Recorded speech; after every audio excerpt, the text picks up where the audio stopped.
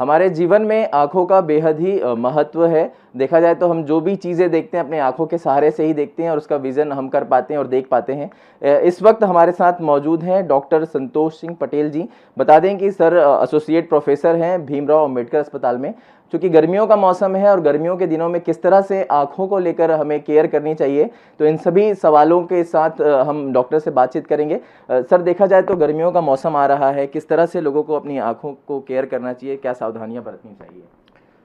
आप सभी को नमस्कार। एंड गर्मी को देखते हुए हम सभी को गर्मी में होने वाली परेशानियों पे ध्यान देना चाहिए। आजकल तो कोविड है, तो हम सभी को ज़्यादा से ज़्यादा समय घर पे रहना है, सोशल डिस्टेंसिंग फॉलो करना है, बाहर नहीं निकलना है। इसके कारण से गर्मी से होने वाली परेशानियाँ इस साल शायद कम रहेंगी। वैसे ज़्यादा गर्मी या ज़्यादा धूप में रहने के कारण से हमको सीवियर ड्राई आई होता है, एलर्जिक कंजक्टिवाइटिस होता है, वर्नल केरेटोकंजक्टिवाइटिस होता है। इसमें बेसिकली आपकी आंखों में लालिमा होगा, छोटे छोटे दाने होंगे, खूब खुजली होगी और पानी निकलेगा। तो ये प्रॉब्लम हमेशा गर्मियों में होती है, कुछ बड़ों की होती है और बच्चों को ज़्यादा होती है। इनसे बचाव के लिए आपको बस गर्मी से बाहर नहीं निकलना है, अवॉइड करना है और ज़्यादा से ज़्यादा समय हमको ठंडे में रहना है, डस्ट अवॉइड करना है। ये मेन सावधानी अपने को रखना है। जी सर देखा जाए तो कोविड काल भी चल रहा है, जिक्र किया हमने। कोरोना काल में देखा जाए तो ज़्यादातर लोग मोबाइल का, टेक्नोलॉजी का इस्तेमाल कर रहे हैं। ऐसे में लोगों की आंखों पर भी असर पड़ रहा है। अगर छोटे बच्चों की बात की जाए या बड़े लोग की बात की जाए तो ज़्यादातर समय लोग डिजिटली अपना बिता रहे हैं, टेक्निकल भी। तो उसमें कि लोगों को क्या सावधानियाँ बरतनी चाहिए? डेफिनेटली ये एक बहुत बड़ी प्रॉब्लम हुई है जो हम अभी ऑब्ज़र्व कर रहे हैं। जो हमारे अब कोविड में शुरू में लॉकडाउन था, सारे स्कूलें बंद हो गए, सारे घर पे रहने, तो बड़े हों चाहे बच्चे, सारे लोग बहुत ज़्यादा मोबाइल या स्क्रीन टाइम सबका ज़्यादा बढ़ा, टीवी या लैपटॉप या टैबलेट्स। फिर बच्चों की क्लासेस चालू हो गई ऑनलाइन। बच्चों को जिनके घर में जैसी फैसिलिटी थी उन्होंने मोबाइल या टैबलेट में पढ़ाया। जब लॉकडाउन खुला तो हमारे पास जब पेशेंट आने लगे, तो जो पेशेंट पहले चश्मा लगाते थे उनके चश्मा नंबर में ड्रास्टिक इंक्रीज़ आया। मतलब उनका नंबर अगर 1 है तो वो 2 हो गया, जिनको नहीं था उनको चश्मा लगने लगा। ये सारा प्रॉब्लम हम जो लोगों ने ऑब्ज़र्व किया वो बेसिकली ज़्यादा नियर वर्क और ज़्यादा डिजिटल स्क्रीन टाइम बढ़ने के कारण से हुआ। बड़ों में भी कंप्यूटर विजन सिंड्रोम की प्रॉब्लम चालू हो गई ज़्यादा स्क्रीन टाइम के कारण से, क्योंकि ऑनलाइन क्लासेस या उनकी ऑनलाइन मीटिंग, वेबिनार्स, तो इसके कारण से उनको कंप्यूटर विजन सिंड्रोम मतलब सीवियर ड्राई आई डेवलप हुआ। ये कोविड का दूसरा साइड इफ़ेक्ट है, जो कोविड के कारण से नहीं है बट उसके कारण से हमारी लाइफ स्टाइल जो चेंज हुई।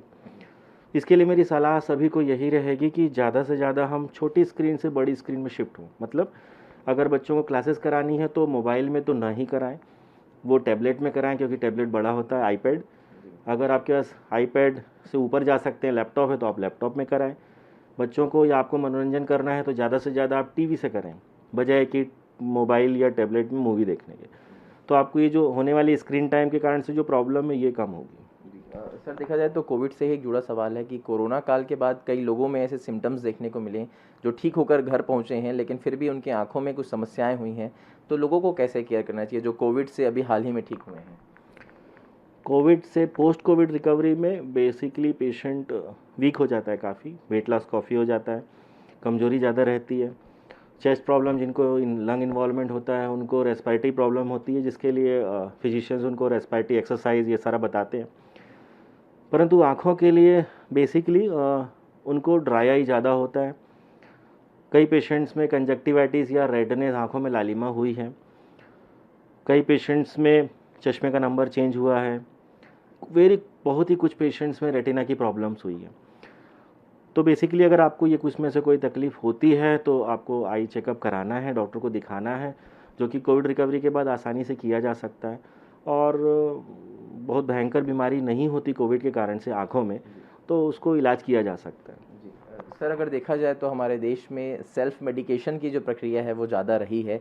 अगर कुछ भी चीज़ें होती हैं तो लोग मेडिकल में जाके दवाई ले लेते हैं, लेकिन डॉक्टर के पास नहीं पहुंचते हैं। तो अगर किसी को कोई आंख से संबंधित समस्याएं होती तो लोगों को क्या सेल्फ मेडिकेशन करना ठीक होगा या किस तरह से उन्हें इलाज कराना चाहिए? डेफिनेटली सेल्फ मेडिकेशन तो आँखों का हो या किसी भी बीमारी का हो नहीं करना चाहिए, क्योंकि जो जिसका जानकार होता है वो उसके फ़ायदे और नुकसान दोनों के बारे में जानता है। जैसे मैं आँखों का डॉक्टर हूँ या रेटिना सर्जन हूँ, तो मुझे उसकी बीमारी के इलाज के बारे में और दवाइयों के लाभ और नुकसान के बारे में पता है। परंतु मैं हड्डी का इलाज तो नहीं कर सकता। ऐसा नहीं कि मैंने पढ़ाई नहीं की है, बट मेरे से ज़्यादा पढ़े लोग हड्डी के डॉक्टर हैं और उनका इलाज का सलाह लेना ज़्यादा सही होगा। उसी तरह से मैं अपनी गाड़ी खुद नहीं बना सकता, उसके लिए जो मैकेनिक है वो मेरे ज़्यादा होशियार है। तो आँखों, हम इन जनरल सारी बीमारियों के लिए हम डॉक्टर से एडवाइस लेके ही ट्रीटमेंट लें। अब आँखों में अगर हम सेल्फ मेडिकेशन करते हैं तो हमको क्या नुकसान होगा? तो जैसे मैंने बताया, गर्मियों में इचिंग की प्रॉब्लम होती है, ड्राई आई होता है, कंप्यूटर विजन में ड्राई आई होता है, गर्मियों में प्रॉब्लम होती है। हम इसके लिए अपने मन से कोई सी ड्रॉप ले लें, एलर्जी की प्रॉब्लम के लिए कोई सी ड्रॉप ले लें, जो कि कॉमनली दवा दुकान वाला या हमारे गाँव के जो प्रैक्टिशनर्स हैं वो स्टेरॉइड की आई ड्रॉप देते हैं, जिससे आपको तुरंत लाभ मिलता है, लालिमा चली जाती है, इचिंग खत्म हो जाती है और आप बहुत वाव फील करने लगते हैं। परंतु अगर हम इस दवा को लंबे समय तक डालें तो आँखों में काला मोतियाबिंद की बीमारी हो जाती है, जिसे स्टेरॉइड इंड्यूस्ड ग्लाकोमा बोलते हैं, और उसके कारण से आंखों की रोशनी धीरे धीरे ख़राब होती है, जो आपको शुरू में पता नहीं चलेगी। और एक समय आएगा जब आपकी पूरी आंख की रोशनी ख़त्म हो जाएगी, और जो कि लाइलाज है और जिसको वापस रिवर्ट नहीं किया जा सकता। तो ऐसे काफ़ी पेशेंट आते हैं हमारे यहाँ, और जो सेल्फ मेडिकेशन के अपनी आई साइट ऐसे लॉस किए हैं। तो हमको किसी दवा के बारे में पता नहीं कि वो लंबे समय में कैसा नुकसान करेगी, तो हमें हमेशा कोई भी डॉक्टर हो, चाहे वो एमबीबीएस हो, एक बार उनसे पूछ लेना चाहिए। जी सर, देखा जाए तो आई चेकअप का समय किस तरह से होना चाहिए, चूँकि समय समय पर देखा जाए तो लोगों के लिए किस तरह से आई चेकअप कराना चाहिए, किन किन एज में? नॉर्मली बच्चा पैदा होने के बाद अगर नॉर्मल डिलीवरी से है, नॉर्मल बर्थ है, फुल टर्म है, तो कोई प्रॉब्लम नहीं है। एक जनरल आई चेकअप तो डिलीवरी के समय पीडियाट्रिशियन जो आते हैं वो करते ही हैं। अगर कोई प्रॉब्लम होती है, दिखती है, आपको समझ नहीं आता है कुछ भी, तो आप तुरंत डॉक्टर को दिखाएं, उसके लिए कोई एज नहीं है। फिर एक नॉर्मल चेकअप 5 से 6 साल की उम्र में अपने हर बच्चे का कराना चाहिए, क्योंकि एक बीमारी होती है अम्ब्लायपिया। उसमें ऐसा होता है कि दोनों आँखों का चश्मा नंबर अलग अलग होता है, या ज़्यादा होता है, या एक का ज़्यादा एक का कम होता है, और हमको एक आँख से अच्छा दिखता रहता है, हम काम चलाते रहते हैं। और जब हम बड़े होते हैं और हमको पता चलता है, अरे दूसरी आँख में तो इतने नंबर का चश्मा था जो हमने नहीं लगाया, अब हम उस एज में 20 साल 25 साल में लगाएंगे तो हमको दूसरी आँख से नहीं दिखेगा, क्योंकि वो आँख डल हो जाती है अम्ब्लायपिया के कारण। तो अगर हम ये 5 से 6 साल की उम्र में चेक करके पता कर ले तो सिंपल चश्मा लगा के हम उस बीमारी को पूरी तरह से रोक सकते हैं। 5-6 साल के बाद हमको एक बार फिर से स्कूल में जब हम 12 क्रॉस करते हैं तो उस समय चश्मा का एक बार रीचेक करा लेना चाहिए। ये उनके लिए जिनको कोई प्रॉब्लम नहीं है, लेकिन अगर किन्हीं को प्रॉब्लम पता चली 5-6 में, तो उनको फिर अपने डॉक्टर के अकॉर्डिंगली फॉलोअप के शेड्यूल में चेक कराना चाहिए। बड़ों का ऐसा है कि जब वो 40 साल की एज क्रॉस करते रहते हैं तो उनको एक बार चेकअप कराना चाहिए, क्योंकि उसके बाद हमको पास का चश्मा लगता है। वो बिना चेकअप के हमको पता नहीं चलेगा, और हमको अननेसेसरी हेडेक या आई स्ट्रेन होता रहेगा, हमको पता नहीं चलेगा कि हमको पास के चश्मे नहीं लगाने के कारण से हो रहा है, और हम किसी दूसरी बीमारी के लिए दवा खाते रहेंगे। इसी तरह से जब हम 50-55 की एज क्रॉस कर लेते हैं तो हमको ग्लाकोमा के लिए या कैटरेक्ट के लिए या डायबिटिक रेटिनोपैथी या age related macular degeneration retina की प्रॉब्लम के लिए एक फुल आई चेकअप कराना चाहिए। अगर आपको डिजीज़ है, हाइपरटेंशन है, डायबिटीज़ है, तो डेफिनेटली डिजीज़ डायग्नोज होने के बाद एक बार चेकअप और ईयरली एक चेकअप फुल रेटिना चेकअप के साथ कराना चाहिए। तो ये मिनिमम है। अगर बच्चा जन्म से पहले पैदा हो गया, प्री मैच्योर हो गया है, तो उसका जन्म के 3 हफ्ते 4 हफ्ते के अंदर में एक चेकअप, जो कि रेटिना चेकअप आरओपी या रेटिनोपैथी और प्री मैच्योरिटी के लिए होता है, वो कराना बहुत ज़रूरी है, क्योंकि उसका इलाज आपको बच्चे के जन्म से 1-1.5 महीने के अंदर ही करना है। अगर हम लेट हुए तो हम बच्चा हमेशा के लिए ब्लाइंड रहेगा, ज़िंदगी भर के लिए। सर, देखा जाए तो आपने अभी जिक्र किया डायबिटिक मरीज़ जो हैं बढ़ते जा रहे हैं, तो वो लोगों को आँखों के लिए किस तरह से अपनी केयर करनी चाहिए, क्या सावधानियाँ डायबिटीज़ मरीज़ को रखनी चाहिए? Basically diabetes multi organ disease है, आपके शरीर के बहुत सारे अंग को असर करती है, उसमें एक आँख भी है, और बीमारी का कारण है डायबिटीज़। तो आप डायबिटीज़ कंट्रोल रखेंगे अच्छे से, exercise, diet, weight gain maintain करेंगे, तो आपको किसी भी ऑर्गन में, इवन आँख में भी कोई असर नहीं होगा। अगर आँख में असर चालू होता है अनकंट्रोल्ड डायबिटीज़ के लिए, तो आप उसके लिए रूटीन चेकअप कराइए, ईयरली चेकअप कराइए, डॉक्टर से ट्रीटमेंट एडवाइस लीजिए, तो आपकी रोशनी पूरी 100% बचाई जा सकती है।